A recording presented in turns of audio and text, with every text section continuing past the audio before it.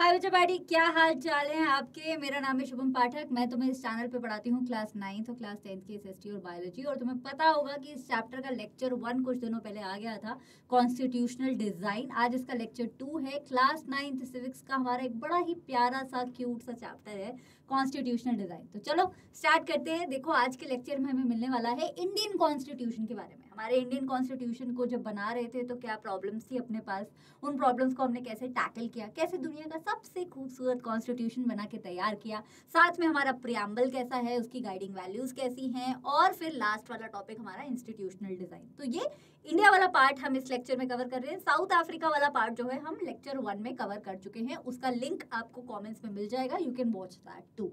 चलो, इंडिया के कॉन्स्टिट्यूशन की बात करें तो सबसे पहली बात है, सबसे बढ़िया क्वेश्चन जो आता है ना इस चैप्टर से, वो ये आता है that what were the difficulties that Indians faced while making their constitution. आप खुद सोच के देखो, अंग्रेजों ने हम पे 200 साल से राज किया था, तो हम एक ऐसा देश थे जिसे पता ही नहीं था कि डेमोक्रेसी होती क्या है। हमने डेमोक्रेसी का मतलब खुद से ढूंढना था, राइट। सो इंडिया के पास पहली प्रॉब्लम तो ये थी that we did not experience democracy first hand. हमने डेमोक्रेसी पहली बार खुद से एक्सपीरियंस नहीं की थी। दूसरी प्रॉब्लम ये थी कि इससे पहले कि हमारा देश आज़ाद होता, देश आज़ाद हुआ और देश का में संविधान बनता, उससे पहले तो देश का क्या हो गया, बंटवारा हो गया, पार्टीशन हो गया। तो देश में बंटवारा हुआ तो हिंदुस्तान पाकिस्तान बना। हिंदुस्तान पाकिस्तान बनने के साथ बहुत बड़ा वायलेंस क्रिएट हुआ, कम्युनल वायलेंस। हमारे देश का सबसे बड़ा राइट जो था वो एक्चुअली बंटवारा ही था। कम से कम कुछ नहीं तो 10 लाख लोग मारे गए, राइट। ये तो रिकॉर्डेड नंबर है, अनरिकॉर्डेड नंबर पता नहीं कितना होगा।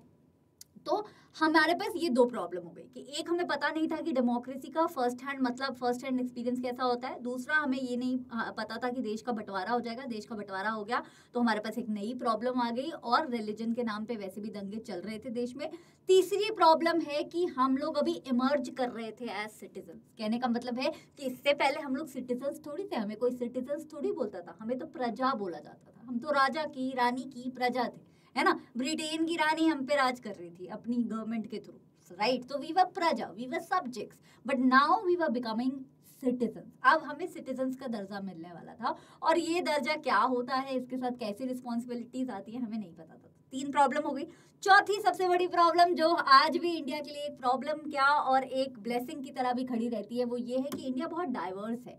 देखो, पहले इंडिया तो एग्जिस्ट नहीं करता था। 1947 से पहले इंडियन सब कॉन्टिनेंट हुआ करता था। तो इंडियन सब कॉन्टिनेंट में डिफरेंट भाषाएं, डिफरेंट लैंग्वेज, डिफरेंट रिलीजन रहा करते थे। अब जब उन सारे डिफरेंट रिलीजन और भाषाओं और लैंग्वेज के साथ हमें एक देश बनाना था, भारत बनाना था, तो ये बहुत बड़ा टास्क था कि किसी को भी बुरा ना लगे, किसी रिलीजन को बुरा ना लगे। अब भाई पार्टीशन के बाद वैसे भी रिलीजियस गर्मा गर्मी फैल गई थी, तो किसी रिलीजन को बुरा ना लगे, किसी कास्ट को ना लगे, किसी जेंडर को ना लगे, किसी समुदाय को ना लगे, किसी लैंग्वेज को ना लगे, ये सारी रिस्पॉन्सिबिलिटीज थी। तो 4 प्रॉब्लम्स थी हमारे पास। डेमोक्रेसी का फर्स्ट हैंड एक्सपीरियंस नहीं था, हम लोग सब्जेक्ट से सिटीजन्स बन रहे थे नए नए, तो it was very new for us. Then we had a very ugly partition that affected our constitution framing also. And fourth, we had huge diversity that we wanted to accommodate. Now इसके बावजूद भी एक problem ऐसी थी जो avoidable थी। वो problem थी जो हमारी प्रिंसली स्टेट्स थी।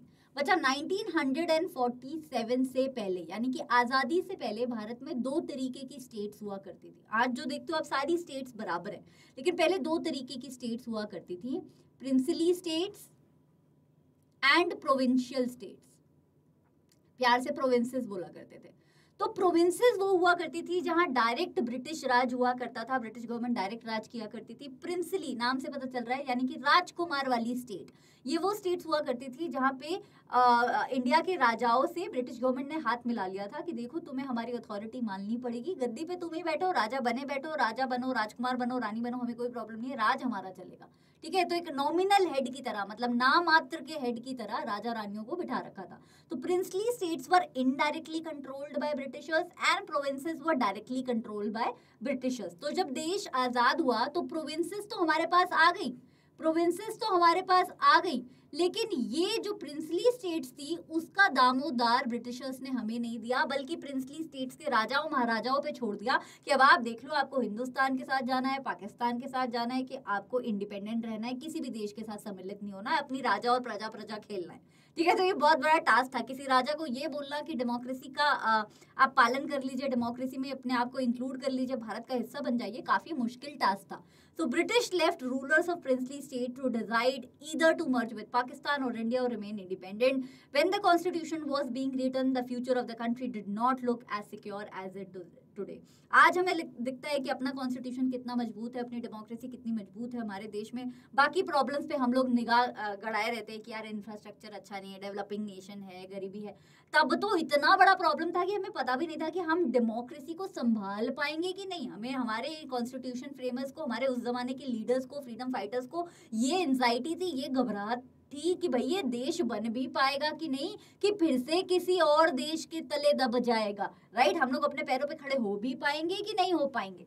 सो हमारा जो पाथ थ्रू कॉन्स्टिट्यूशन है, मतलब जो हमने रास्ता लिया था कॉन्स्टिट्यूशन बनाने का, उसमें डिफिकल्टीज बहुत थी, लेकिन हमारे पास कुछ एडवांटेजेस भी थे बच्चा। तो हमने डिफिकल्टीज पढ़ ली, अब थोड़ा एडवांटेजेस पढ़ लेते हैं। पहला तो एडवांटेज हमारे पास ये था, पहला एडवांटेज, एक सेकेंड,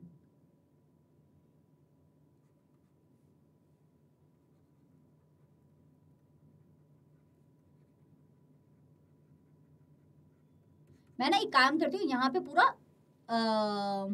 लिख देती हूँ एक साथ कि बड़े बड़े एडवांटेज क्या थे। एक तो था हमारे पास कॉलोनियल पास्ट और उसकी लर्निंग्स, एक थे हमारे आइडियोलॉजीज ऑफ लीडर्स, एक थी हमारी freedom struggle,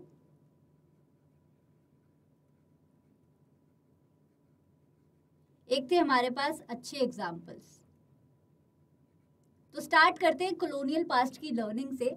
Much of this consensus had evolved during the freedom struggle. There were sharp differences of opinion with the freedom struggle about the path India should take after independence. Such differences exist even today, yet some basic ideas had come to be accepted by almost everyone. देखो हमारे पास बहुत सारे leaders थे। जब आप Indian national Congress पढ़ते हो कि इंडियन नेशनल कांग्रेस ने हमारी इंडिपेंडेंस को लीड किया था, उस कांग्रेस के अंदर बहुत सारे लीडर्स हुआ करते थे। हिंदू, मुस्लिम, सिख, ईसाई, हर तरीके के लीडर हुआ करते थे, औरतें, आदमी सब हुआ करते थे। तो जितने लोग उतनी तरीके की बातें, तो सबके ओपिनियन अलग अलग हुआ करते थे। आज भी आप किसी से भी पूछ लो कि तुम्हारा देश कैसे दिखना चाहिए, तो उसका अपना एक अलग वर्जन होगा, मेरा अलग वर्जन होगा, आपका अलग वर्जन होगा। तो ऐसे ही वेरियस वर्जन्स हुआ करते थे, वेरियस ओपिनियंस हुआ करते थे, लोगों के बहुत अलग अलग विचार हुआ करते थे। लेकिन कुछ चीजें ऐसी थी जिसपे सारे के सारे लीडर्स एग्री किया करते थे। फॉर एग्जाम्पल, मैं आपको एक छोटा सा एग्जाम्पल देती हूँ। मान लो मैंने 1 साल तक आपके स्कूल के बच्चों को बोला हुआ है कि आपको एक दूसरे से बात नहीं करनी। 1 साल तो छोड़ो, चलो 1 हफ्ता बोल दिया कि आपको एक दूसरे से बात नहीं करनी, ठीक है। कोई भी क्लासरूम में किसी से बात नहीं करेगा, बात करनी है तो सिर्फ टीचर से करो, वरना मत करो। 1 हफ्ते बाद जब मैं पूछूंगी आपसे कि बताओ क्या बदलाव आना चाहिए इस पूरे माहौल में, स्कूल के माहौल में क्या बदलाव आना चाहिए थे। बाकी सारी चीजें फिर भी अलग हो सकती है। कोई बोलेगा गेम्स पीरियड एक्स्ट्रा चाहिए, कोई बोलेगा रिसर्च को लंबा कर दो, कोई बोलेगा कि एक दिन छुट्टी दो। पर ये तो सब लोग बोलेंगे ना कि यार आपस में बातचीत करने दो, क्योंकि वो आपके कॉमन स्ट्रगल का हिस्सा रहा है। आपने कॉमनली एक चीज को फेस किया है। उसी तरीके से हमारे भारत के लोगों ने कॉमनली एक चीज फेस की थी, वो थी ब्रिटिश गवर्नमेंट। हमारा कॉमन एनिमी था ब्रिटिश गवर्नमेंट, है ना। चाहे साउथ इंडिया बोलो, चाहे नॉर्थ इंडिया बोलो, चाहे ईस्ट बोलो, चाहे वेस्ट बोलो, सब पे तो ईस्ट इंडिया कंपनी राज कर रही थी, ब्रिटिशर्स राज कर रहे थे। तो सबको पता था कुछ कॉमन चीजें हैं जो हमें अपने आजाद भारत में चाहिए। 1928 में बच्चा, 1928 आजादी से कई साल पहले मोतीलाल नेहरू, जो हमारे फ्रीडम स्ट्रगल के एक इंपॉर्टेंट लीडर हुआ करते थे, वो और उनके 8 फॉलोअर्स ने झटपट एक कॉन्स्टिट्यूशन बना दिया। देखो 1920 के बाद से, 1920 के बाद से आजादी की बातें होनी शुरू हो गई थी, बस नेगोशिएशन हो रहा था। हम लोग पहले मांग रहे थे आधी आजादी, फिर हम लोग मांग रहे थे पूरी आजादी, और फिर ब्रिटिशर्स कह रहे थे ये नहीं ये कर लो, वो नहीं वो कर लो। ब्रिटिशर्स चाह रहे थे हमारा देश जाके छोड़ के जाना ना पड़े, और हम चाह रहे थे कि ब्रिटिशर्स जल्दी से जल्दी चले जाए। तो वो नेगोशिएशन चल रही थी कि जाओ ना जाओ, जाओ ना जाओ, जो भी है, राइट। तो 1920 के बाद से काम होना शुरू हो गया था। हम लोग इमेजिन करना शुरू हो गए थे कि हाँ हमारा देश एक ना एक दिन तो आज़ाद हो ही जाएगा। तो मोतीलाल नेहरू जी ने झटपट एक आज़ाद इंडिया के लिए कॉन्स्टिट्यूशन ड्राफ्ट कर दिया था, जिसे उन्होंने प्रेजेंट किया था इंडियन नेशनल कांग्रेस की एक मीटिंग में। मीटिंग हुई थी कराची में। कराची इस वक्त पाकिस्तान में पड़ता है, तब भारत का हिस्सा था 1931 में। और उस वो जो छोटा सा एक कॉन्स्टिट्यूशन जो एक रफ ड्राफ्ट था, उस रफ ड्राफ्ट में 3 बातें लिखी हुई थी। और जब कराची सेशन में इंडियन नेशनल कांग्रेस कांग्रेस के सारे मेंबर्स बैठे, मोस्टली मेंबर्स बैठे, तो सबने अग्री किया कि हाँ कॉन्स्टिट्यूशन जैसा भी बने, लेकिन ये जो 3 बातें हैं इन पे अमल होना चाहिए। वो 3 बातें कौन सी थी? एक तो था यूनिवर्सल एडल्ट फ्रेंचाइज, यानी कि सारे एडल्ट्स को वोटिंग का हक मिलना चाहिए। ये नहीं लड़कों को मिल रहा है लड़कियों को नहीं मिल रहा, लोअर कास्ट लोगों को मिल रहा, अपर कास्ट लोगों को नहीं मिल रहा, नहीं, ऐसा कोई भेदभाव नहीं है। सारे इंडियन अडल्ट्स को, इंडियन सिटीजन्स जो अडल्ट्स हैं, उन्हें वोटिंग का हक मिलना चाहिए। दूसरी बात, माइनॉरिटीज को प्रोटेक्ट करना चाहिए। देखो ब्रिटिशर्स ने हमारे साथ क्या किया था कि खुद राजा बने बैठे रहते थे और हम पे अत्याचार किया था, तो हमें पता था कि अत्याचार होता है तो कैसा लगता है। इसीलिए जब कराची सेशन में ये बातें चल रही थी कि हमारा देश जब आज़ाद हो जाएगा तो कॉन्स्टिट्यूशन कैसा दिखेगा, सबने बोला कि जो माइनॉरिटी पे अत्याचार होता है, माइनॉरिटी मतलब जो बाकी कम्युनिटीज, जो कम संख्या में कम्युनिटीज होती हैं, उन पे अत्याचार होता है, वो अत्याचार नहीं होगा। हमारे देश में ऐसा नहीं होगा कि कोई एक पर्टिकुलर कास्ट ग्रुप राज करेगा, पर्टिकुलर रिलीजन राज करेगा और बाकी लोग नहीं करेंगे। सबको समान हक मिलेगा, सबको आज़ादी मिलेगी। भाई ये तो सबको मालूम था, हमारे सारे लीडर्स के दिमाग में क्लियर था कि आज़ादी तो चाहिए, है ना। इतने साल से अंग्रेज हम पे राज कर रहे हैं, हमें आज़ादी तो चाहिए। सो ये जो 3 चीजें हैं ये बनी हमारी कंस्टिट्यूएंट असेंबली की बेसिक वैल्यूज। बच्चा बेसिक वैल्यूज कि उन्हें समझ आ गया था कि हमने ये कराची सेशन में इन 3 बातों पे अमल किया था, तो जब हमारा संविधान बन रहा था तो कॉन्स्टिट्यूएंट असेंबली के लिए ये 3 बातें इंक्लूड करना बहुत ही आसान हो गया था। नाउ आर प्रोज, एक और हमारे पास जो खास बात थी वो ये थी कि हमारा कॉलोनियल एरा से हमने कुछ कुछ सीखा था। ब्लेसिंग इन डिस्गाइज बोलते हैं इसे। ब्लेसिंग इन डिस्गाइज का मतलब परेशानी में अच्छाई ढूंढ लेना। तो परेशानी तो थी कि अंग्रेज हम पे राज करते थे, लेकिन उसमें हमने अच्छाई ये चुनी कि अंग्रेज हम पे राज कर कैसे पाए। एक ऐसा देश जो अलग अलग राजाओं के अंडर था, कहीं किसी का किंगडम कहीं किसी का किंगडम, वहां पे एक राज फैलाना, ब्रिटिश राज ही सही लेकिन एक तरीके का राज फैलाना, ये भी कोई कम बड़ी बात नहीं थी। तो हमने उससे सीखा कि ऐसा क्या था जिससे ब्रिटिशर्स ने, ऐसे कौन से लॉज थे जो ब्रिटिशर्स के फेवर में काम किए, ऐसे कौन से लॉज थे जो उनके फेवर में नहीं काम किए। तो ब्रिटिशर्स का लेजिस्लेशन, ब्रिटिशर्स का राज करने का तरीका कोई वर्ल्ड बेस्ट नहीं था, पर जैसा भी था हमने उससे सीखा। तो ब्रिटिश एरा के कुछ लॉज हैं जो लॉज काफी अच्छे थे, कुछ लॉज थे वो बहुत खराब थे, कुछ लॉज थे जो मतलब लॉ की तरह अगर आप देखोगे ना कि मजबूत लॉज थे, प्रोविजंस उसमें जो दिए थे, फीचर्स जो थे उस लॉज के अच्छे थे। वैसे एक लॉ था गवर्नमेंट ऑफ इंडिया एक्ट 1935। तो गवर्नमेंट ऑफ इंडिया एक्ट से भी हमने बहुत कुछ सीखा। 1937 में, मैं बोल रही हूँ ना कि 1920 के बाद में खींचातानी होनी शुरू हो गई थी। ब्रिटिशर्स कह रहे थे हम आज़ादी नहीं देंगे, हम कह रहे थे दे दो यार। तो 1937 में प्रोविंशियल इलेक्शंस हुए थे। ब्रिटिशर्स ने बोला कि हमें प्रिंसली स्टेट्स का तो नहीं पता, वो तो राजा महाराजाओं के अंदर है, डायरेक्टली हमारे अंडर नहीं है, लेकिन प्रोविंशियल स्टेट में हम तुम्हारे क्या करवाते हैं, तुम्हारे इलेक्शन करवाते हैं, ठीक है। उसकी लेजिस्लेचर यानी कि वहाँ पे एक तरीके की कमेटी बनाएंगे, स्टेट कमेटी। जैसे आज का स्टेट लेजिस्लेचर, आप आज के स्टेट लेजिस्लेटर को विधानसभा बोलते हो, उस जमाने में विधानसभा का कॉन्सेप्ट नहीं था, लेकिन 1937 में ऐसा हुआ कि हाँ भाई प्रोविंशियल लेजिस्लेचर्स बनाते हैं। तो उसके इलेक्शन से हमने बहुत कुछ सीखा। तो Government of India Act plus elections of 1937, ठीक है, किसके लिए थे? To provincial legislature.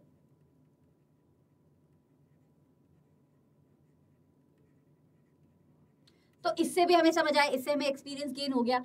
देन हमने ये भी सीखा कि हमें क्या नहीं करना है। ब्रिटिशर्स ने हमारे ऊपर जो भी अत्याचार किए वो हमें पता था कि हमें आज़ाद भारत में लोगों के ऊपर नहीं करना है। तो ये सारी चीज़ें हमने मानी और सीखी। और हमारे सोर्सेज बने इंडियन कॉन्स्टिट्यूशन के। आप देखते हो हम हिस्ट्री में आपको फ्रेंच रेवोल्यूशन पढ़ाते हैं, हम रशियन रेवोल्यूशन पढ़ाते हैं। हम ये क्यों पढ़ाते हैं आपको? क्योंकि ये वो देश हैं जो हमारे देश से पहले आज़ाद हो गए थे, है ना। अमेरिका हो गया, आपका फ्रांस हो गया, यूरोप में आपका ये रशिया हो गया, फ्रांस हो गया, अमेरिका हो गया, साथ में स्पेन हो गया। ये देश हमसे पहले आज़ाद हो गए थे। तो जब इनका संविधान बन गया था, इनका कॉन्स्टिट्यूशन बन गया था, तो हम कॉपी तो नहीं करना चाहते थे, लेकिन जिस संविधान में जो अच्छी बात लिखी थी वो हमने ज़रूर अडॉप्ट की। बच्चा इसको कॉपी नहीं बोलते हैं, हम अडॉप्शन बोलते हैं, ठीक है। सो हमने गवर्नमेंट ऑफ इंडिया एक्ट से कुछ पॉइंट्स उठाए, हमने फ्रांस के रेवोल्यूशन से कुछ पॉइंट उठाए, हमने ब्रिटेन ने जो हम पे राज किया, ब्रिटेन अपने घर में जैसे राज करता है, ब्रिटेन में जो डेमोक्रेसी है उससे कुछ पॉइंट्स उठाए, यूएसए की डेमोक्रेसी से कुछ पॉइंट्स उठाए और रशिया की डेमोक्रेसी से उठाए। मैं आपको बताऊं फ्रांस से हमने क्या उठाया। फ्रांस से हमने उठाया इक्वालिटी एंड लिबर्टी। फ्रांस के रेवोल्यूशन की होते हैं ना, इक्वालिटी, लिबर्टी, जस्टिस, ये जो 3 पॉइंट्स होते हैं ये हमने फ्रांस से सीखे, फ्रांस की लड़ाई से सीखे, फ्रांस के कॉन्स्टिट्यूशन से सीखे। ब्रिटेन से सीखा कि पार्लियामेंट फॉर्म ऑफ डेमोक्रेसी अच्छी होती है, एक संसद होना चाहिए, संसद में मेंबर्स सलाह मशवरा करते हैं तो डिसीजन अच्छा आता है। यूएसए से हमने सीखा बिल ऑफ राइट्स कि लोगों के पास कुछ फंडामेंटल अधिकार होने चाहिए, वो फंडामेंटल राइट्स होते हैं तो लोगों को विश्वास रहता है अपनी सरकार पे। रशिया से हमने सीखा सोशलिज्म, रशिया वाला सोशलिज्म नहीं जहाँ पे लड़ाई झगड़ा होता रहता था, लेकिन रशिया से हमने सीखा कि कैसे सोसाइटी में सिर्फ अमीरों का भला नहीं करना चाहिए, गरीबों का भी भला करना चाहिए, वेलफेयर ऑफ द पुअर भी होना चाहिए, welfare of the minority and poor, वो सीखा। आज अगर आप देखते हो कि विधवाओं के लिए कोई पेंशन प्लान होता है या विकलांग लोगों के लिए कोई प्लान होता है, प्रोग्राम होता है देश में, तो वो सब किसका नतीजा? वो सब हमारे सोशलिस्ट होने का नतीजा है कि हम सिर्फ उनका ख्याल नहीं रखते जो अपना ख्याल खुद रख सकते हैं, हम बाकी लोगों का भी ख्याल रखते हैं। तो these have been the sources of our Indian constitution. Now अब बात आती है कॉन्स्टिट्यूएंट असेंबली की। बच्चा ग्रुप असेंबली क्या होता है? A group of people that sit together, or you can say come together, to draft a constitution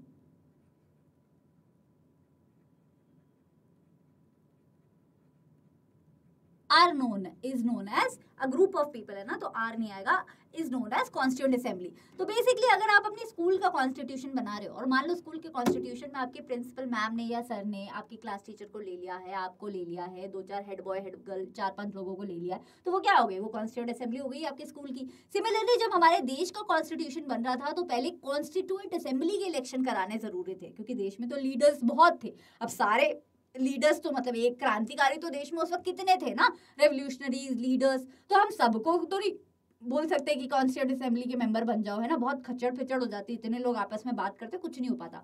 तो हमें पहले कॉन्स्टिट्यूएंट असेंबली के लिए इलेक्शन कराने थे। तो हमने क्या किया कि 1937 में, जो अभी मैंने पीछे बताया ना कि लेजिस्लेचर के प्रोविंशियल लेजिस्लेचर के इलेक्शंस हुए थे, मैंने बताया ना 1937 में। उन इलेक्शन में जो मेंबर्स जीते थे उन मेंबर्स से हमने कॉन्स्टिट्यूएंट असेंबली के इलेक्शन में वोट देने को बोला। तो drafting of the constitution done by an assembly of elected representatives called the constituent assembly. Elections to constituent assembly held in July 1946। हमारे पार्टीशन से पहले जुलाई 1946 में कॉन्स्टिट्यूएंट असेंबली का मेंबर कौन बनेगा कौन नहीं बनेगा के इलेक्शंस ऑलरेडी हो चुके थे। जल्दी ही उसके बाद जुलाई 1946 में ये हुआ और आपको पता है अगस्त 1947 में हमारा बंटवारा हो गया। तो ओरिजिनली हमारे जो इंडिया की कॉन्स्टिट्यूशन असेंबली में मेंबर होने चाहिए थे वो 400 से ऊपर होने चाहिए थे, लेकिन फिर कम हो के क्योंकि कुछ मेंबर्स जो थे वो पाकिस्तान में चले गए, पाकिस्तान के कॉन्स्टिट्यूशन को उन्होंने बनाया। फिर ओरिजिनली हमारी कॉन्स्टिट्यूशन बनाने के लिए सिर्फ 299 मेंबर रह गए थे। और ये जो पहली मीटिंग है वो दिसंबर 1946 में हुई थी। पहली मीटिंग दिसंबर 1946 में हुई थी, फिर बंटवारा हो गया, तो जो दूसरी तीसरी मीटिंग हुई थी या चौथी पांचवी मीटिंग हुई थी उसमें ऑब्वियसली कम मेंबर्स थे। कितने मेंबर्स थे? 299 मेंबर्स थे। तो ये बात याद रखना कि कॉन्स्टिट्यूएंट असेंबली बंटवारे से पहले बन गई थी। कॉन्स्टिट्यूएंट असेंबली का भी बंटवारा हो गया था, कुछ मेंबर्स पाकिस्तान का कॉन्स्टिट्यूशन बना रहे थे, कुछ भारत का कॉन्स्टिट्यूशन बना रहे थे। अच्छा, अब हमारा कॉन्स्टिट्यूशन बन के कब तैयार हो गया? 2-3 साल लगे उसे, 2 साल कुछ महीने लग गए, लेकिन हमारा कॉन्स्टिट्यूशन बन के तैयार हो गया 26 नवंबर 1949 को। ठीक है, अब हम चाहते तो 26 नवंबर 1949 को ही अपना गणतंत्र दिवस मना सकते थे, क्योंकि गणतंत्र तो हम तभी हुए, कॉन्स्टिट्यूशन हमारा तभी बना। हम एक रिपब्लिक क्या होता है? एक ऐसा कंट्री जिसके पास संविधान है, एक ऐसा कंट्री जिसे पता है कि उसके यहाँ पे इलेक्शंस वगैरह कैसे होंगे, है ना, इलेक्टेड सरकार है। तो कायदे से हमें अपना 26 जनवरी जो हम मनाते हैं, हम जो गणतंत्र दिवस मनाते हैं, हमें मनाना चाहिए 26 नवंबर को। लेकिन अब 26 नवंबर को नहीं बच्चा, 26 जनवरी को हम इसलिए मनाते हैं क्योंकि इसकी एक बैक स्टोरी है। जब देश आज़ाद नहीं हुआ था ना, तो लाहौर का एक सेशन हो रहा था, यानी कि लाहौर में, जो पाकिस्तान में एक जगह है, लाहौर में हमारे जो नेहरू साहब हैं, जवाहरलाल नेहरू जी हैं, वो एक सेशन दे रहे थे, वो अपना लेक्चर क्या दे रहे थे, भाषण दे रहे थे। और उन्होंने बोला था कि अगले महीने की, दिसंबर की बात है ये, अगले महीने की जो लास्ट संडे होगा उसको हम लोग अपना आज़ादी दिवस मनाएंगे। ठीक है, तो 1929 में उन्होंने बोला था कि हम अगले महीने की, दिसंबर में अगले महीने के लास्ट संडे को पूरा भारत आज़ादी दिवस मनाएगा। ब्रिटिशर्स हमें आज़ादी दे चाहे ना दे हमें मतलब नहीं है, हम आज़ादी मनाएंगे। तो वो अगले महीने यानी कि जनवरी में लास्ट सैटरडे उस वक्त पड़ रहा था 26 जनवरी। तो हम चाहते थे कि 26 जनवरी को पूरा भारत मनाना शुरू कर दे आज़ादी, और ये 1930s की बात है, लेकिन ऐसा हुआ नहीं। भारत में ये बात फैली नहीं अच्छे से, और भारत में जो पार्टिसिपेशन होना चाहिए था इस प्रोसेशन में, इस चीज़ में उतना अच्छा पार्टिसिपेशन था नहीं। तो to commemorate that day, to celebrate that spirit we had, जो 26 जनवरी को हम नहीं कर पाए उस साल में, उसको हमने मेंटेन करने के लिए, उसको हमने रिस्पेक्ट देने के लिए 26 जनवरी को अपना गणतंत्र दिवस बनाया। तो अगर आपसे कोई बोले कॉन्स्टिट्यूशन डे क्या होता है, तो कॉन्स्टिट्यूशन डे है हमारा 26 नवंबर 1949। लेकिन कोई पूछे रिपब्लिक डे क्या है, तो रिपब्लिक डे है हमारा 26 जनवरी 1950। ठीक है, तो दोनों अलग अलग आएंगे। Now why should we accept the constitution made by this assembly more than 6 decades ago? अब ये कॉन्स्टिट्यूशन था, जो ये कॉन्स्टिट्यूएंट असेंबली जो बनी थी, ये उस जमाने में बनी थी यार, 1946 में बनी थी। जुलाई में 1946 में तो इसके इलेक्शंस हुए थे ना, तो 1946 में बनी थी। उसके मेंबर्स ने जो कॉन्स्टिट्यूशन हमारे लिए ड्राफ्ट कर दिया, हम उसे अभी क्यों माने? घर में भी हम इतनी लड़ाई करते हैं, जब मम्मी बोलती है थर्सडे को बाल मत धो, सैटरडे को बाल मत धो, हम मम्मी से पापा से लड़ाई करते हैं कि यार ये दकियानूसी बातें कोई नहीं मानता। अब आजकल कभी भी बाल धो लो, कुछ नहीं होता मम्मी, कुछ नहीं होता, अंधविश्वास है ये सब। हम पुरानी चीजें तो नहीं मानते। अब हम पुराना कॉन्स्टिट्यूशन को इतने सालों से ढो रहे हैं, हम इसे क्यों मानते हैं? बात ये है बच्चा, क्योंकि ये कॉन्स्टिट्यूशन अभी भी वैलिड है। ये भी बहुत फेमस क्वेश्चन है, आपके पेपर में जरूर आएगा, और आएगा तो 5 मार्क्स का या 3 मार्क्स का तो आएगा कि why is the Indian Constitution still valid? हमारे अकेले देश के पास तो कॉन्स्टिट्यूशन नहीं है, बहुत बतेरी कंट्री हैं जिनके पास कॉन्स्टिट्यूशन है, बतेरी कंट्री हैं जिनके पास डेमोक्रेटिक कॉन्स्टिट्यूशन है। उन्होंने अपना संविधान कितनी बार बदल लिया, पूरा का पूरा बदल लिया। क्यों? क्योंकि उन्हें उनका संविधान उनके नए जमाने के हिसाब से पुराना हो गया था। लेकिन एक हमारा देश है जिसका कॉन्स्टिट्यूशन आधी सेंचुरी के बाद भी, 60-70 साल बाद भी, आज भी उसके अच्छाई पे एक भी दाग नहीं है। आज भी कभी ऐसा नहीं हुआ कि पूरा देश खड़ा होकर बोले कि हमें अपना संविधान पूरा का पूरा बदलना है, कभी भी ऐसा नहीं हुआ। But no large social group और political party has ever question. ऐसा नहीं है कि एक आधा बार कॉन्स्टिट्यूशन में लिखी किसी एक बात पे क्वेश्चन नहीं हुआ। कॉन्स्टिट्यूशन हमारा दुनिया का सबसे लंबा संविधान है, तो उसमें जितनी बातें लिखी हैं उसमें से एक आधा बात पे कभी टिप्पणी हो जाती है कि हाँ ये वाली बात सही नहीं है, ये वाली बात सही नहीं है। लेकिन पूरे संविधान पे किसी पॉलिटिकल पार्टी ने, किसी नेशनल ग्रुप ने, किसी स्टूडेंट यूनियन ने कभी भी उंगली नहीं उठाई है।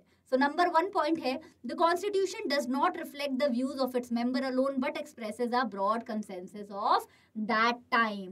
ये है हमारा नंबर 1 पॉइंट। देखो जो हमारी उस जमाने में कॉन्स्टिट्यूएंट असेंबली बनी थी, है ना, उसके इलेक्शन में किसने वोट दिया था? उसके इलेक्शन में वोट दिया था उन लोगों ने जो प्रोविंशियल लेजिस्लेचर के लीडर्स थे।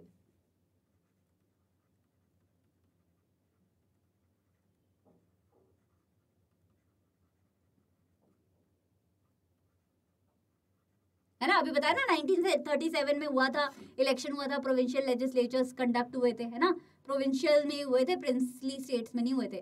तो उनके लीडर ने वोट दिया था कॉन्स्टिट्यूएंट असेंबली के मेंबर को चूज करने के लिए। लेकिन ये जो मेंबर्स थे, लेजिस्लेचर के जो मेंबर थे, वो तो हमने इलेक्ट किए थे, वो तो भारत की जनता ने इलेक्ट किए थे। तो इनडायरेक्टली अगर आप देखोगे तो कॉन्स्टिट्यूएंट असेंबली में वही लोग बैठे थे जिन्हें हमने इलेक्ट किया था। हमने लेजिस्लेचर के लीडर्स को इलेक्ट किया, उन्होंने बाद में जाके कॉन्स्टिट्यूएंट असेंबली इलेक्ट कर दी। आज हमारे देश में प्रेसिडेंट ऐसे इलेक्ट होते हैं, है ना, प्रेसिडेंट की इनडायरेक्ट वोटिंग होती है, हम डायरेक्ट वोटिंग नहीं करते, मेंबर ऑफ पार्लियामेंट करते हैं डायरेक्ट वोटिंग, राइट। सो कॉन्स्टिट्यूएंट असेंबली भी अगर एक तरीके से देखोगे तो हमने ही उन्हें इलेक्ट किया था। और उस कॉन्स्टिट्यूएंट असेंबली में डिफरेंट सोशल ग्रुप थे, डिफरेंट सोशल ग्रुप्स थे, डिफरेंट लैंग्वेजेस के लोग थे, डिफरेंट रिलीजन के लोग थे, डिफरेंट जेंडर के लोग थे, औरतें भी थी, आदमी भी थे, डिफरेंट सोशल ग्रुप थे। तो एक तरीके से वो कॉन्स्टिट्यूएंट असेंबली मिनी इंडिया कहलाती थी। मिनी इंडिया की, इंडिया का हर एक रंग उसमें देखने को मिलता था। तो जब इंडिया का हर एक रंग आपको उसमें दिख रहा है और आज भी इंडिया वही रंगों से बना हुआ है, तो वो कॉन्स्टिट्यूएंट असेंबली की बातें आज भी वैलिड है। तो पहला पॉइंट तो ये हो गया। दूसरा point, the The Constituent Assembly represented the people of India. There was no universal adult franchise at time. 1946 की बात कर रहे हैं. 1947 में यूनिवर्सल एडल्ट फ्रेंचाइज आया, सबको वोटिंग का हक मिला. 1946 में तो नहीं था, तो हम लोगों से डायरेक्ट वोटिंग तो नहीं करवा पाए. हम चाहते थे कि कॉन्स्टिट्यूंट असेंबली में भी हमारे देश के सिटीजन चूज करें अपने लीडर्स, लेकिन हम नहीं करवा पाए. लेकिन उस जमाने में कॉन्स्टिट्यूंट असेंबली को चूज किया था प्रोविंशियल लेजिस्लेचर के मेंबर ने. मैं बार बार बोल रही हूँ क्योंकि ये अपने दिमाग में बैठा लो. और उस प्रोविंशियल इलेक्शंस के लीडर्स मोस्टली नेशनल कांग्रेस का हिस्सा हुआ करते थे, इंडियन नेशनल कांग्रेस. और इंडियन नेशनल कांग्रेस में उस जमाने में कोई पर्टिकुलर रिलीजन या पर्टिकुलर कास्ट ग्रुप रूल नहीं किया करती थी, बल्कि सारे रिलीजन, सारी कास्ट ग्रुप, सारे लैंग्वेजेस के लोग होते थे. तो सारा का सारा इंडिया इंडियन नेशनल कांग्रेस में देखने को मिलता था, सारा का सारा इंडिया आपको प्रोविंशियल इलेक्शंस के लीडर्स में देखने को मिलता था, और वही इंडिया कॉन्स्टिट्यूएंट असेंबली में भी देखने को मिलता था. So there were people from all the different societies, all the different communities. Third point, The manner of the working of the Constituent Assembly gave sanctity to the Constitution. अगर कुछ पीठ पीछे बात हो रही होती ना, Constituent Assembly ने पीठ पीछे बैठ के Constitution ड्राफ्ट कर दिया होता तो बात अलग थी. लेकिन हमारी Constituent Assembly ने जो जो एक एक वर्ड लिखा, जो जो एक एक बात बोली, पता है वो जब भी मिलते थे डिबेट होती थी, डिस्कशन होती थी, है ना. 2-2.5 साल लग गए कॉन्स्टिट्यूशन को बनाने में, तो जब भी ये 299 मेंबर बैठते थे, कोई पॉइंट उठता था तो उस पर डिबेट होती थी, डिस्कशन होता था कि नहीं ये पॉइंट ऐसे हो जाएगा, ये पॉइंट ऐसे हो जाएगा, इस पॉइंट में ये गलती है, इस पॉइंट में ये सही है, राइट. तो वो डिबेट और डिस्कशन सारा रिकॉर्डेड है. द कॉन्स्टिट्यूशनल असेंबली जो भी बातें की हैं उन्होंने आज तक, उनकी वो सारी बातें रिकॉर्डेड है. The constitution reflects the best mind of the country. Its member represented mini India. Every clause was debated before arriving at consensus. It is the longest written constitution. First some basic principle were decided and agreed upon. एक second, हाँ ये रहा. Did you know that every document presented, वहां पे जिस भी member ने कोई डॉक्यूमेंट प्रेजेंट किया था, कोई आर्टिकल लिखा था या कुछ भी बोला था डिस्कशन और डिबेट में, वो सब रिकॉर्ड हुआ है और वो सब आपको 12 भारी भारी किताबों में मिल जाएगा, राइट. मैं सोशल वर्क डिपार्टमेंट से हूँ और social work department, Delhi university की सोशल वर्क डिपार्टमेंट से मैंने मास्टर्स किया है, और वहाँ पे मुझे सौभाग्य प्राप्त हुआ था कि ये जो 12 बल्कि वॉल्यूम्स की बात की जा रही है, वो कॉन्स्टिट्यूशन की वो 12 बल्कि वॉल्यूम्स जो लोगों की बातें थी वो मैंने सुनी है, मतलब उनकी कॉपी, और मैंने देखी है. So it is so wonderful. अभी भी कोई डाउट होता है ना, अभी भी आपको कॉन्स्टिट्यूशन में मान लो XYZ कोई क्लॉज लिखा हुआ है, आपको बातें समझ नहीं आती, तो आप उन किताबों में या उन रिकॉर्डिंग में, जो उस टाइम की रिकॉर्डिंग है, उसको फिर से सुन सकते हो और फिर से उनका लॉजिक समझ सकते हो कि अच्छा मान लो अम्बेडकर जी ने ये वाला क्लॉज रखने के लिए प्रस्ताव दिया था, तो क्यों दिया था, उनका रैशनल क्या था, उनका लॉजिक क्या था, तो फिर आपको बातें समझ आ जाती है. तो हमारा कॉन्स्टिट्यूशन बहुत ट्रांसपेरेंट तरीके से बना था. वो ट्रांसपेरेंसी आज भी मौजूद है. कोई कंफ्यूजन हो, हम लोग उस डिबेट को दोबारा से सुन सकते हैं, पढ़ सकते हैं, ठीक है. तो why is our constitution valid बच्चा? पहला पॉइंट हो गया कि हमारा कॉन्स्टिट्यूशन किसी एक मेंबर के व्यू पॉइंट को रिफ्लेक्ट नहीं करता है. हमारा कॉन्स्टिट्यूशन पूरे के पूरे ब्रॉड कंसेंसस को रिफ्लेक्ट करता है. दूसरा पॉइंट हो गया कि हमारे कॉन्स्टिट्यूशन के जो मेंबर हैं डिफरेंट डिफरेंट कम्युनिटीज को बिलोंग करते थे, तो it was like a mini India. आज भी इंडिया के वही रंग हैं जो तब थे. तीसरा पॉइंट हो गया हमारा कॉन्स्टिट्यूशन इस तरीके से लिखा गया था कि आज भी वो वैलिड है, क्योंकि आज भी अगर कोई कन्फ्यूजन हो तो हम उसकी रिकॉर्डिंग सुन सकते हैं. सब कुछ रिकॉर्डेड है 12 बल्कि वॉल्यूम्स में. चौथा पॉइंट नहीं 3 ही point. Now let's come to working of the constituent assembly, कैसे उन्होंने काम किया, और फिर हम प्रियम्बल पे जाएंगे. First some basic principle were decided and agreed upon. पहले तो ये जानना जरूरी था कि हम किस चीज पे काम करें. मान लो मैं आपको एक इंडिविजुअल असाइनमेंट दूं कि हाँ भाई साइंस में तुम्हें एक इंडिविजुअल असाइनमेंट बनाना है, या मान लो मैं SST में इंडिविजुअल असाइनमेंट दे दूं, पालमपुर वाले चैप्टर पे तुम्हें एक असाइनमेंट बनाना है. तो पहले तो तुम ये सोचोगे कि पालमपुर वाले चैप्टर में से कौन सा टॉपिक चूज करें हम लोग असाइनमेंट बनाने के लिए. सिमिलरली कॉन्स्टिट्यूएंट असेंबली ने पहले डिसाइड किया कि बेसिक कौन सी चीजें हैं जो हमें अपने संविधान में चाहिए ही चाहिए. Then a drafting committee chaired by Bhimrao Ambedkar prepared a draft constitution for discussion. फिर डिस्कशन के लिए, डिस्कशन तो तब करोगे ना जब आपके पास कुछ डिस्कशन करने के लिए होगा. इसीलिए कॉन्स्टिट्यूशन की जो ड्राफ्टिंग कमेटी थी उसमें भीमराव अंबेडकर जी ने जल्दी से एक ड्राफ्ट बना लिया, एक इजी सा ड्राफ्ट बना लिया जिससे डिस्कशन को इनिशिएट किया जा सके. फिर डिस्कशन होती रही. वो जो ड्राफ्ट बनाया था अंबेडकर जी ने, Ambedkar ji by the way constituent assembly के चेयरमैन थे, और प्रेसिडेंट कौन थे? राजेंद्र प्रसाद जी.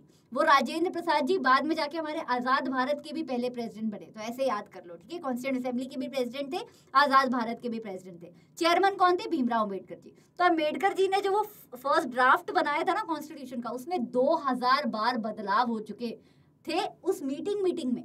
वो जो कॉन्स्टिट्यूंट असेंबली मीटिंग करती थी, डिबेट करती थी, डिस्कशन करती थी, 2000 time that draft was change. और उसके बाद 114 दिन ओवरऑल नहीं, मतलब ओवरऑल तो 2 साल से ऊपर का टाइम लगा हमें कॉन्स्टिट्यूशन बनाने में, लेकिन जितने घंटे कॉन्स्टिट्यूंट असेंबली के मेंबर्स ने बैठ के डिबेट और डिस्कशन किए ना, अगर उसे तुम टोटल करो ना तो टोटल बनेगा 114 दिन। सोचो 114 दिन तक डिबेट और डिस्कशन, नॉट लगातार, फिर से मैं बोल रही हूँ, it happened on a course of time. आज 2 घंटे, कल 2 घंटे, कल 2 घंटे, जो भी है।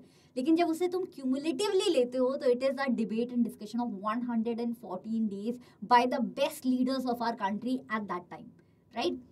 Now, guiding values of the Indian constitution. तो कॉन्स्टिट्यूशन कैसे बना? मुश्किलों से बना। कॉन्स्टिट्यूंट असेंबली बनी पहले उसके इलेक्शन हुए, फिर बंटवारा हो गया। इंडिया में 299 मेंबर्स आए, जो अलग अलग पार्ट, अलग अलग लैंग्वेजेस, अलग अलग रिलीजन, अलग अलग जेंडर को बिलोंग करते थे।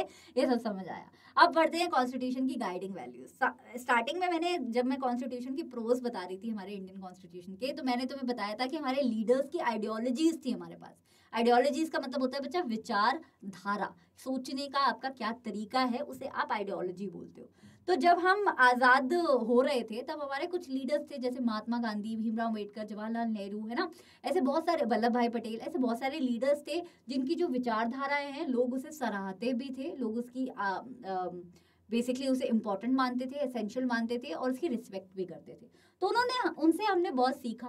तो हमारे इंडिया की जो कॉन्स्टिट्यूशन है उसकी जो फिलॉसफी है, मतलब अगर आप फिलॉसफी का मतलब अगर आप ये बोलोगे कि कॉन्स्टिट्यूशन किस पे बेस्ड है, तो वो 2 चीजों पे बेस्ड है। एक, by reading the views of some of our major leaders on our constitution, and by reading the constitutional philosophy preamble of the constitution. तो अगर आपको जानना है कि हमारा कॉन्स्टिट्यूशन किन विचारों के ऊपर अमल करता है, तो आप उस जमाने के हमारे नेशनल लीडर्स की बातें सुन लो, या फिर आप हमारे कॉन्स्टिट्यूशन का जो पहला पन्ना है प्रीएम्बल, उसे पढ़ लो, आपको समझ आ जाएगा। क्योंकि पूरा कॉन्स्टिट्यूशन तो बहुत बड़ा है, पता नहीं कब सौभाग्य होगा पूरा कॉन्स्टिट्यूशन पढ़ने का। लेकिन कॉन्स्टिट्यूशन में अगर जानना है कि ये किस तरीके का वाइब समझनी है कॉन्स्टिट्यूशन की, तो आप उस जमाने के लीडर्स की बातें, उनकी डिबेट डिस्कशन सुन लो, या फिर अपना प्रीएम्बल पढ़ लो। पहले लीडर्स की बातें करते हैं, the dream and the promise.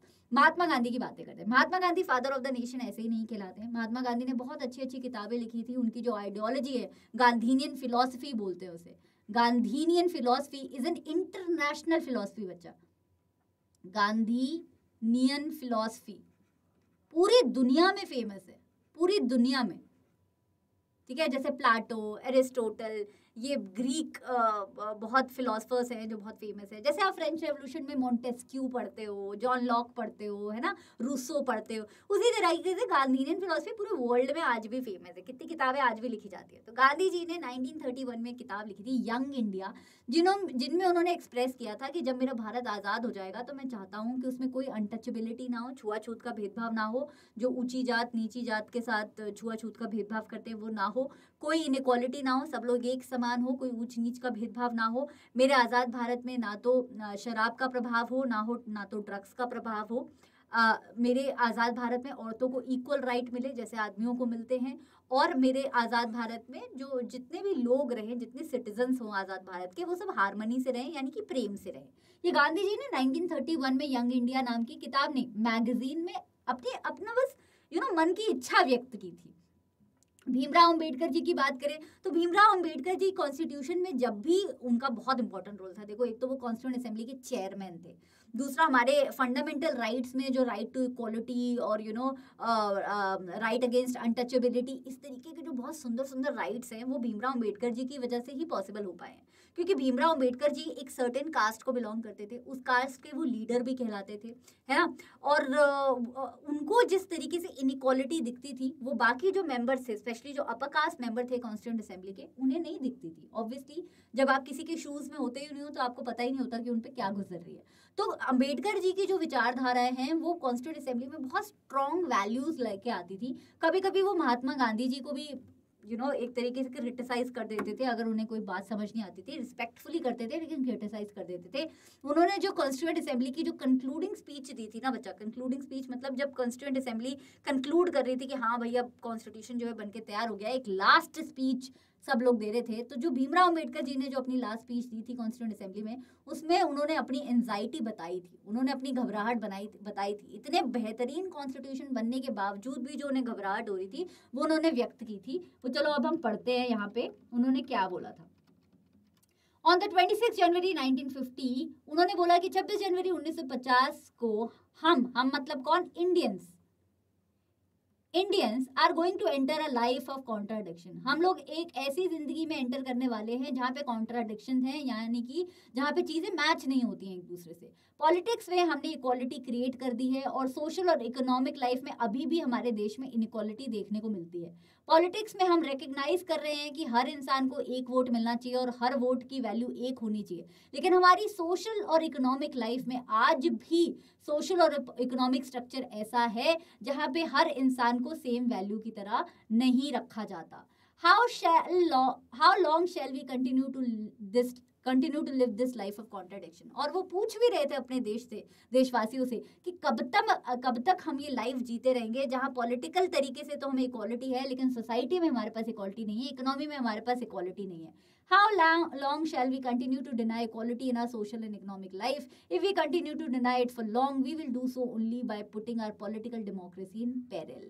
और उन्होंने ये भी चेतावनी दी कि अगर हमने सोसाइटी और इकोनॉमी में इक्वालिटी नहीं लाई, अमीरी गरीबी का भेदभाव नहीं हटाया या ऊंच नीच का जात पात का भेदभाव नहीं हटाया, तो फिर किसी ना किसी दिन हमारी डेमोक्रेसी खतरे में जरूर आएगी। ये भीमराव अंबेडकर जी की कंक्लूडिंग स्पीच थी बच्चा।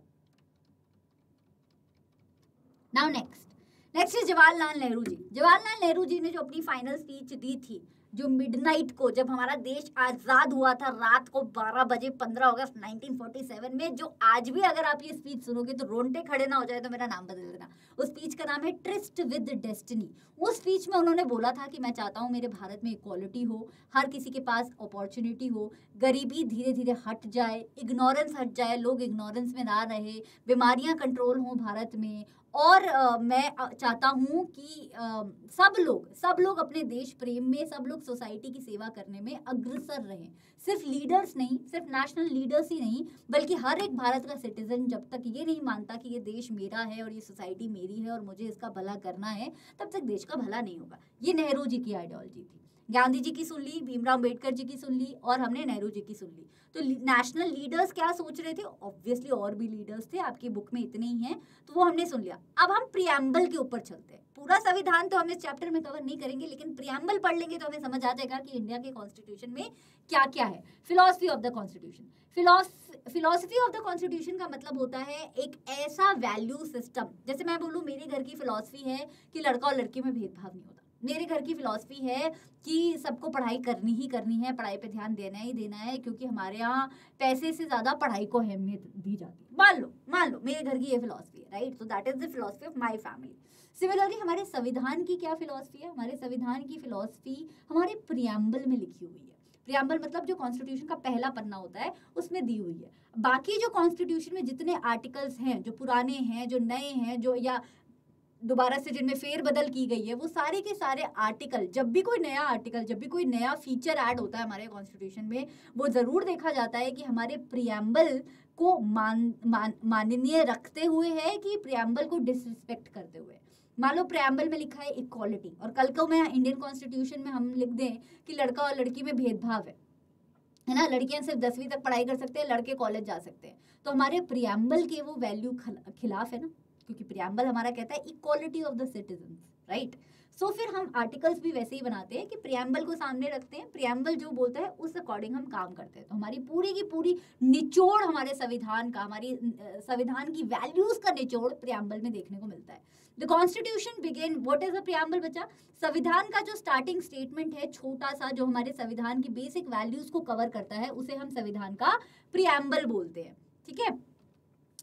It contains a philosophy on which the entire constitution has been built. It is also known as the constitution की आत्मा, एक तरीके से कॉन्स्टिट्यूशन की आत्मा कहलाता है ये, क्योंकि ये पूरे कॉन्स्टिट्यूशन जो उस जमाने में बना था उसको भी गाइड किया था इसने, सबसे पहले प्रियम्बल ही बना था, और जो आज भी अगर कॉन्स्टिट्यूशन में कोई फेरबदल होता है तो उसे भी गाइड करता है प्रियम्बल कि ये जो फीचर है ये हमारे देश के लायक है, डेमोक्रेसी के लायक है कि नहीं है। और ये जो प्रियम्बल का स्ट्रक्चर है ये हमने अमेरिकन मॉडल से उधार लिया है, अडॉप्ट किया है।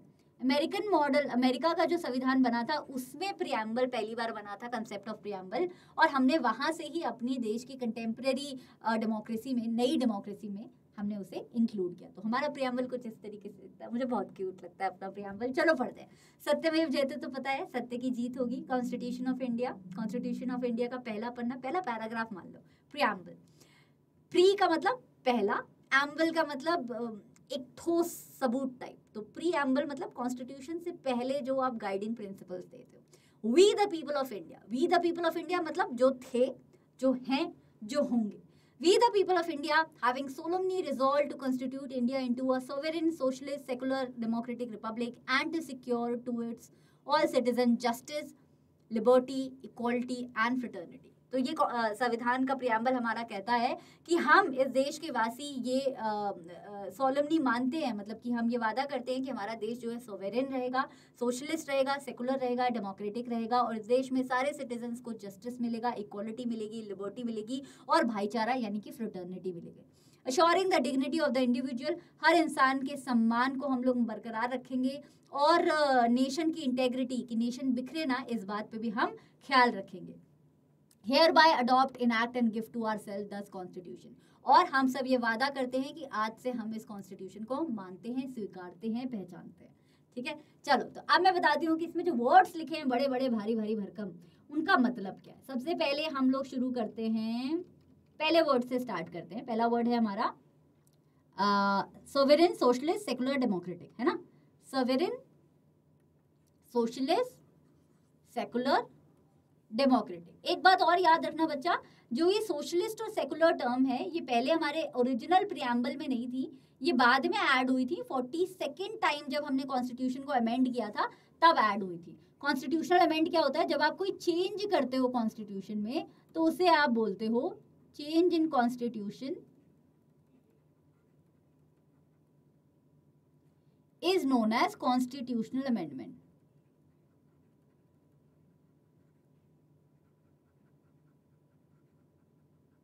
राइट, सो 42nd टाइम जब हमने चेंज किया था तब ये बातें हमने उसमें ऐड की थी। लेकिन अब मैं मतलब बताती हूँ। सोवेरेन का क्या मतलब होता है। सोवेरेन का मतलब होता है कि सुप्रीम राइट। सोवेरेन का मतलब है कि पॉलिटिकल अथॉरिटी किसमें हाथ में, किसके हाथ में। तो पहले क्या होता था, राजा की प्रजा हुआ करती थी, फिर तो ब्रिटिश गवर्नमेंट राज करती थी। तो तब जो है सारा का राजपाट किसके हाथ में होता था, या तो राजा के हाथ में या ब्रिटिश गवर्नमेंट के हाथ में। अब हमने अपने प्रियम्बल में बोला कि लोगों के हाथ में है सोवेरेन पावर। हमने डेमोक्रेसी को एक्सेप्ट किया। डेमोक्रेसी क्या होती है, democracy is of the people, by the people, for the people. तो people have the supreme power. किसी और देश के पास हमारे इंटरनल मैटर में दखल देने का या हमारे एक्सटर्नल मैटर में भी दखल देने का कोई राइट नहीं है। हमारे लोग डिसाइड करेंगे, हमारे सिटीजन डिसाइड करेंगे देश में क्या होगा। Number 2, socialist.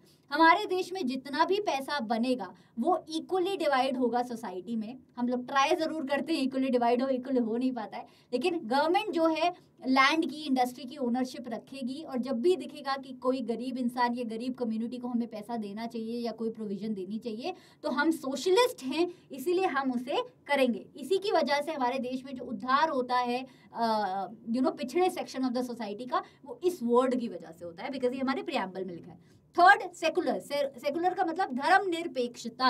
हम लोग सारे धर्मों को एक समान मानेंगे, सबको अधिकार देंगे कि अपना धर्म खुद चूज कर सके। आप जिस धर्म में पैदा हुए हो, अगर वो आपको धर्म समझ नहीं आ रहा है, आपको कोई और धर्म पसंद है, तो आप उस धर्म को जरूर मान सकते हो, अपने धर्म को प्रैक्टिस कर सकते हो, चाहे मंदिर जाना हो, चाहे मस्जिद जाना हो, हर धर्म एक समान है। इनफैक्ट अगर आपको कोई भी धर्म नहीं मानना है तो उसकी भी आपको छूट है। Then democratic. डेमोक्रेटिक का मतलब एक ऐसी सरकार बनेगी जिसमें पॉलिटिकल लेवल पे लोगों को इक्वालिटी होगी, यूनिवर्सल अडल्ट फ्रेंचाइज होगा, सबको वोटिंग का अधिकार होगा, है ना। लोग चूज करेंगे अपने लीडर्स को, लीडर्स ऐसा नहीं है कि कोई भी गद्दी पे बैठ जाएगा, जैसे हमने वोटर्स डेमोक्रेसी वाई डेमोक्रेसी में देखा कि जनरल परवेज मुशर्रफ जबरदस्ती बैठ गए थे गद्दी पे और खुद को प्रेसिडेंट घोषित कर दिया था। तो ऐसा नहीं होगा, हमारा देश डेमोक्रेटिक रहेगा पॉलिटिकल इक्वालिटी के साथ, और कुछ बेसिक रूल्स हैं कि गवर्नमेंट कैसे बनेगी और कैसे चलेगी, उन बेसिक रूल्स को फॉलो करना पड़ेगा। देन रिपब्लिक, रिपब्लिक का मतलब जो हमारे देश का, जो हमारी गवर्नमेंट का या हमारे कंट्री का जो हेड होगा या होगी, वो कोई हेरिडिटरी पोजीशन नहीं होगी। ऐसा नहीं है कि राजा का बेटा राजा और रानी की बेटी रानी बनेगी, कोई हेरिडिटी नहीं है कि पुराने वाले प्रेसिडेंट ने अपने बेटे को ही या अपनी बेटी को ही नया प्रेसिडेंट बना दिया, नहीं, ऐसा नहीं है। The head of the state will always be elected, इनके भी इलेक्शन हुआ करेंगे और ये हेरिडिटरी पोजीशन नहीं होगी। हाँ, पिछले पुराने प्रेसिडेंट के बेटे या बेटी इलेक्शन में जीत गए तो बन सकते हैं, लेकिन ऐसा नहीं होगा कि आप पास ऑन कर सकते हो कि ले भाई अब मेरी पोजीशन पे तू बैठ, ऐसा नहीं होगा। And we the people of India, we the people of India means India के रिप्रेजेंटेटिव, इंडिया के लीडर, इंडिया के सिटीजन्स, इंडिया की गवर्नमेंट, एवरीबॉडी जो थे, जो हैं, जो रहेंगे। ठीक है, तो ये है हमारे संविधान का सार। उसके बाद 4 और वर्ड्स लिखे हैं बच्चा। जस्टिस, जस्टिस का मतलब होता है न्याय। लिबर्टी, लिबर्टी का मतलब होता है आजादी। फ्रेटर्निटी, फ्रेटर्निटी का मतलब होता है भाईचारा। इक्वालिटी, इक्वालिटी का मतलब होता है, इक्वालिटी का मतलब क्या होता है हिंदी में? समानता। शायद स्पेलिंग गलत लिखी है मैंने, पर देख लेना। इक्वालिटी का मतलब है कि लॉ की नजरों में, जुडिशरी की नजरों में सब लोग इक्वल हैं, चाहे राजा ने कोई गलती की हो, चाहे प्रेसिडेंट ने कोई गलती की हो, या चाहे किसी भिखारी ने कोई गलती की हो, सबको एक ही तरीके से ट्रीटमेंट मिलेगा। जस्टिस का मतलब है न्याय। न्याय का मतलब ये नहीं है कि सिर्फ पॉलिटिक्स में न्याय मिलेगा, कोई भी कास्ट, कोई भी रिलीजन, कोई भी जेंडर के नाम पे कोई डिस्क्रिमिनेशन नहीं होगा, कोई ऊंच नीच का भेदभाव नहीं होगा। गवर्नमेंट जो है सबके वेलफेयर के लिए काम करेगी, डिसएडवांटेज के लिए अलग से काम करेगी। तो जस्टिस हमारा सोशल लेवल पे भी होगा, सोसाइटी में भी हम जस्टिस लाने की कोशिश करेंगे, जैसे कि हम जात पात का भेदभाव हटाएंगे। हम लोग इकोनॉमी में भी जस्टिस लाने की कोशिश करेंगे, यानी कि अमीरी गरीबी का भी भेदभाव हटाएंगे, और पॉलिटिक्स में भी जस्टिस लाने का कोशिश करेंगे। कोई समुदाय अगर कम है, अल्पसंख्या में है, माइनॉरिटी में है, तो उसे हम रिजर्वेशन देते हैं। आप देखते हो ना कि हमारे देश में SC ST OBC को रिजर्वेशन है पॉलिटिकल लेवल पे। क्यों है वो? क्योंकि हम पॉलिटिकल जस्टिस उसको मानते हैं।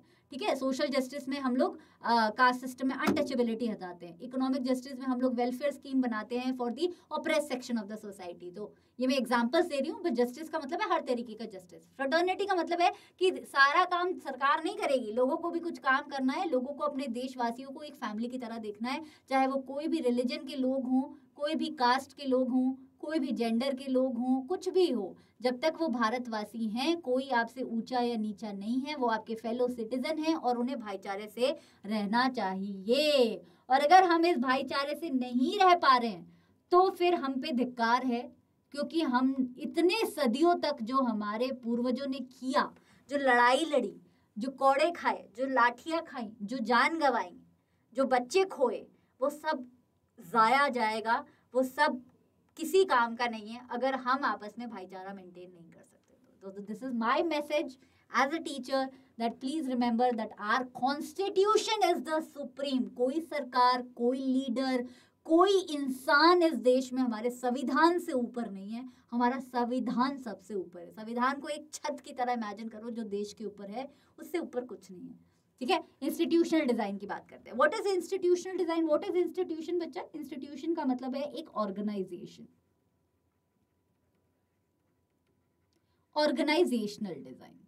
बेसिकली डेमोक्रेसी कैसी चलेगी, कैसी नहीं चलेगी, ये सब तो हमने क्या किया। एक सेकेंड में देख लूं रिकॉर्डिंग हो भी रही है कि नहीं, मेरे को बहुत डर लगता है। हो रही है।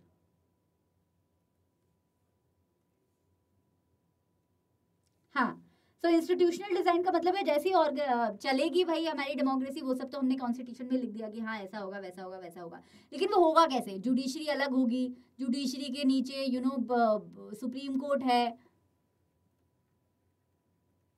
फिर हमारा हाई कोर्ट है, फिर हमारे डिस्ट्रिक्ट कोर्ट हैं। तो ये एक इंस्टीट्यूशन बनाया हुआ है ना हमने कि जुडिशरी में इस टाइप का होगा। फिर विधानसभा होगी, फिर राज्यसभा होगी, लोकसभा होगी। तो ये हमने डिज़ाइन बनाया हुआ है। इन डिज़ाइन के लिए हम इंस्टीट्यूशंस बनाते हैं ना, कि चाइल्ड वेलफेयर सोसाइटी अलग है, विमेन वेलफेयर सोसाइटी अलग है। So this is known as institutional design. तो एक कॉन्स्टिट्यूशन सिर्फ एक पेपर तो है नहीं जिसपे हमने कुछ बातें लिख दी हैं, कुछ वैल्यूज लिख दी हैं, कुछ फिलॉसफी लिख दी हैं, वो कहने की बातें हैं, सुनने सुनाने की बातें हैं, ऐसा तो नहीं है। वो सारी की सारी बातें हम अपनी डेमोक्रेसी को फंक्शन जब करते हैं, प्रैक्टिस में जब लाते हैं, तो उसमें हम उसे क्या करते हैं, इंक्लूड करते हैं। तो इस सेंटेंस का मतलब यही है कि संविधान की सारी बातें हमारे देश के इंस्टीट्यूशनल अरेंजमेंट में, चाहे वो जुडिशियल अरेंजमेंट हो, चाहे वो लेजिस्लेटिव असेंबलीज हो, चाहे वो हमारा एग्जीक्यूटिव अरेंजमेंट हो, वो सब में हमारे कॉन्स्टिट्यूशन की छवि देखने को मिलती है। हमारा कॉन्स्टिट्यूशन बहुत लंबा है, बहुत डिटेल्ड है, दुनिया का सबसे खूबसूरत और दुनिया का सबसे लंबा संविधान है, और हमें बार बार इसे अपडेट करना पड़ता है। कुछ प्रोविजंस हैं जो हमने बदले हैं, कुछ प्रोविजंस हैं जो हमने हटाए हैं, कुछ प्रोविजंस हैं जो हमने ऐड किए हैं, लेकिन जो कॉन्स्टिट्यूशन था इतने सालों पहले, आज भी हम उसे ही फॉलो कर रहे हैं, थोड़े से फेरबदल के साथ, और हम आगे आने वाले 100 सालों तक भी यही फॉलो करते रहेंगे। इतना मेरा तो एटलीस्ट अपने कॉन्स्टिट्यूशन पे विश्वास है।